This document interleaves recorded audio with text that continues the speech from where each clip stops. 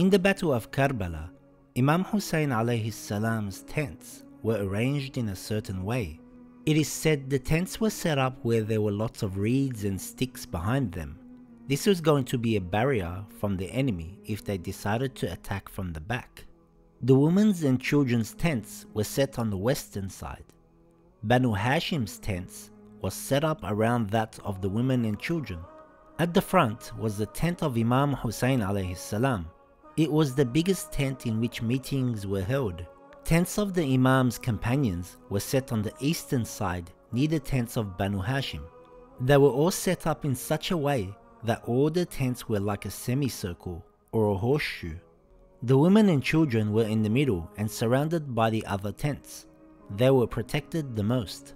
Before the 10th of Muharram, the Imam ordered them to bring their tents much closer together, so that the tent pegs came within the area of each other's tents. The Imam and his followers dug a trench around the tents, and the trench was filled with reeds and dried firewood, so that it could burn easily.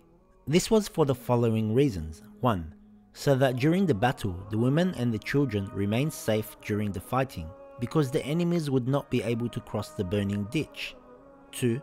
They may be able to face the enemy from a single direction, so the enemy doesn't attack from all the sides. On the 10th day of Muharram, the day of Ashura, the Imam ordered the companions to set the reeds in the ditch on fire. The army could not attack from the back or from the sides.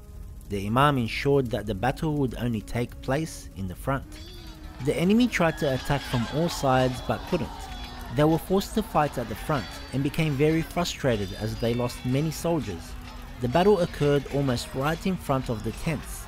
If they had moved further, they would have been attacked from all sides. When they were carrying the bodies back to the tents, it was only a short distance back. Obviously, this was extremely traumatic, disturbing and painful for the women and children who saw everything right in front of the tents. After the martyrdom of Imam Husayn alayhi salam, the enemy invaded the tents and robbed everything they had. They burnt all the tents, took the women, children and survivors as captives, and left them without any shelter.